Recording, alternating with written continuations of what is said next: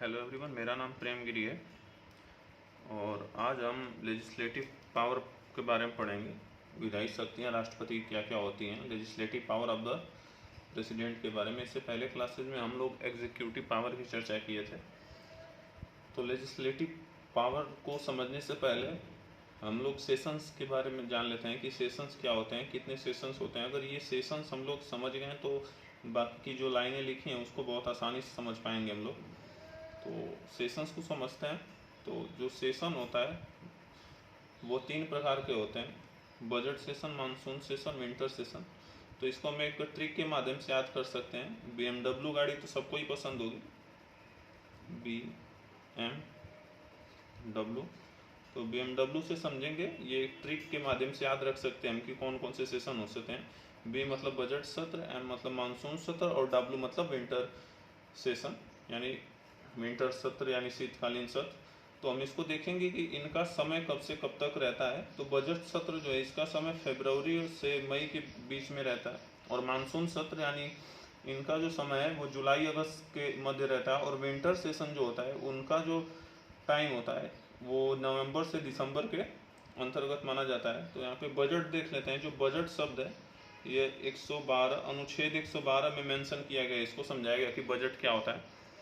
तो बजट की चर्चा जो है अनुच्छेद 112 में की गई है। ये क्वेश्चन एग्जाम में अक्सर पूछता है।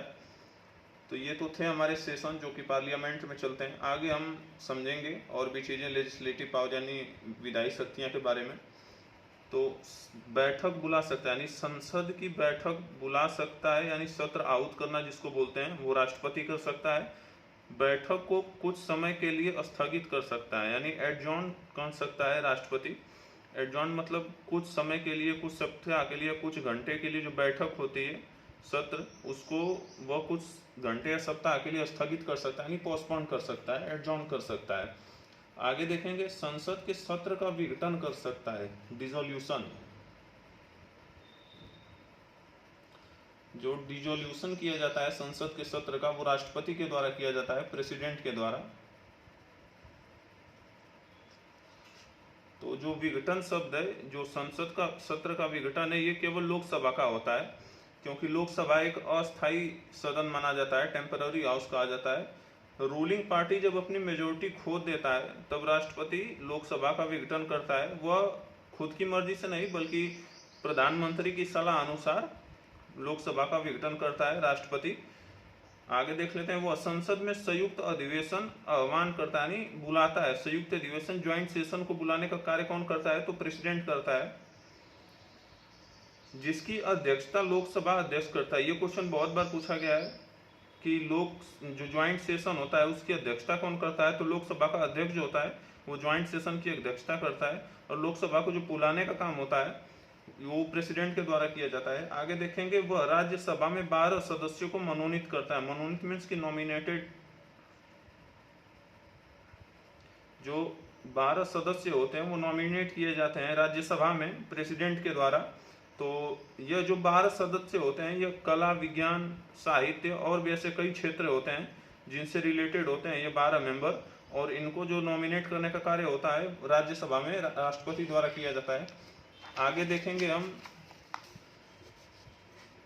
लोकसभा में 2 एंग्लो इंडियन को मनोनीत करता था का अर्थ है कि पहले लोकसभा में राष्ट्रपति द्वारा 2 सदस्यों को मनोनीत किया जाता था जिसे एंग्लो इंडियन कहा जाता था, लेकिन 104 यानी 104 अमेंडमेंट एक्ट के तहत इसे समाप्त कर दिया गया। 104 संविधान संशोधन द्वारा यह प्रक्रिया हटा दी गई, यानी एंग्लो इंडियन को मनोनीत करने की जो प्रक्रिया थी उसे हटा दी गई 104वां संविधान संशोधन द्वारा।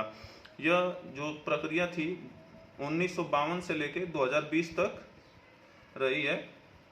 आगे देखेंगे, जब भी विधेयक यानी कि जो बिल होता है संसद द्वारा पारित कर राष्ट्रपति के पास भेजा जाता है तो उसके पास 3 शक्तियां होती हैं उसे प्रयोग करने के लिए।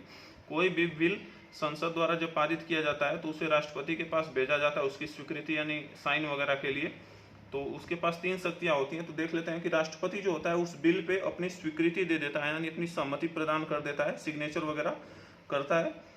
तो जो वह बिल होता है उसके पास पहली शक्ति तो ये है कि वो अपनी स्वीकृति देता है उस बिल पे। दूसरी देखेंगे, विधेयक को अपने पास सुरक्षित रख सकता है। तो वो जो विधेयक होता है बिल को अपने पास सुरक्षित रख सकता है कुछ समय के लिए, या फिर अपने पास रखता है। आगे देखेंगे जो तीसरा पॉइंट है वह उसे पुनर्विचार के लिए भेज सकता है। पुनर्विचार के लिए भेज सकता है यानी कि जो वो बिल है उसे संसद में दोबारा पुनर्विचार के लिए भेज सकता है राष्ट्रपति। लेकिन जब संसद द्वारा वह बिल फिर से पारित होकर राष्ट्रपति के पास आता है दोबारा, तो राष्ट्रपति उस पर अपनी स्वीकृति देने के लिए, अपना हस्ताक्षर करने के लिए वह बाध्य होता है। आगे देखेंगे कोरम के बारे में पढ़ेंगे, कोरम ऑफ द पार्लियामेंट यानी गणपूर्ति क्या होती है। तो सबसे पहले समझेंगे कि कोरम होता क्या है। तो कोरम सदस्यों की न्यूनतम संख्या है जिसके चलते संसद में कार्य संपादित किया जाता है। यानी कि जो कोरम न्यूनतम संख्या होता है मेंबर्स का जिनके उपस्थिति के कारण संसद में कार्य आगे बढ़ाया जाता है, यानी कार्य को आगे किया जाता है, वह न्यूनतम संख्या होती है कोरम संसद को चलाने के लिए। तो कोरम के लिए जो लोकसभा में होते हैं वो 55 सदस्य होते हैं और राज्यसभा में 25 सदस्य। यह निर्धारित किए गए हैं लोकसभा और राज्यसभा में कि इतने सदस्य रहेंगे तो संसद की कार्यवाही आगे प्रारंभ की जाएगी, आगे चलाई जा सकती है। आगे समझेंगे संसद को सत्र आहूत, सत्रावसान एवं विघटन की शक्ति राष्ट्रपति को प्रदान होती है। तो जो सत्र आहूत है, सत्र को बुलाने का, सत्रावसान प्रोरोगेशन की जो पावर होती है, या फिर विघटन डिसोल्यूशन किया जाता है वो राष्ट्रपति के द्वारा किया जाता है। सत्र आहूत, सत्रावसान और विघटन राष्ट्रपति के द्वारा ही किया जाता है, नहीं राष्ट्रपति को शक्ति प्रदान है। आगे देखें वह CAG, controller and auditor general of India, CAG, UPSC union public service commission और इलेक्शन कमीशन जो है ये कॉन्स्टिट्यूशनल बॉडीज है, संवैधानिक संस्थाएं हैं। ऐसी और भी जो संवैधानिक संस्थाएं हैं उनकी रिपोर्ट को राष्ट्रपति संसद के समक्ष रखता है, यानी संसद में जो उसकी रिपोर्ट होती है वह संसद में रखता है, उसे राष्ट्रपति के द्वारा रखा जाता है। आगे देखेंगे सत्रावसान द्वारा न केवल बैठक बल्कि सदन के सत्र को भी समाप्त किया जाता है। सदन यानी जो सेशन चलते हैं, budget session, monsoon session, winter session, सत्रावसान के द्वारा इनके बैठक को ही नहीं बल्कि ये पूरा सेशन ही समाप्त किया जाता है और इसका जो कार्य है वो राष्ट्रपति द्वारा किया जाता है, प्रेसिडेंट द्वारा किया जाता है सत्रावसान। जो ये सत्र होते हैं, बजट सत्र, इधर समझेंगे इसके, हाँ ये जो सत्र हैं, बजट सत्र, मानसून सत्र, विंटर सेशन, इनके जो मध्य कम से कम 6 महीने का, 6 मंथ का गैप होना चाहिए। तो संभवतः यह देखा जाता है कि एक साल में 2 ही सत्र चलते हैं पार्लियामेंट में, क्योंकि 6 महीने के अंतराल पे होता है, तो 2 सत्र चलाए जाते हैं पार्लियामेंट में। तो ये तो था राष्ट्रपति की विधायी शक्तियाँ क्या क्या होती हैं उसके बारे में हम पढ़े हैं। नेक्स्ट टॉपिक में पढ़ेंगे उसकी फाइनेंशियल पावर और भी जो कई पावर्स थे राष्ट्रपति की, उसकी चर्चा करेंगे।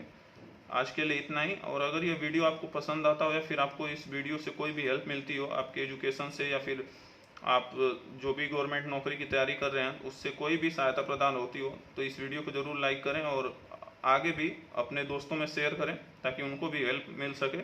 धन्यवाद।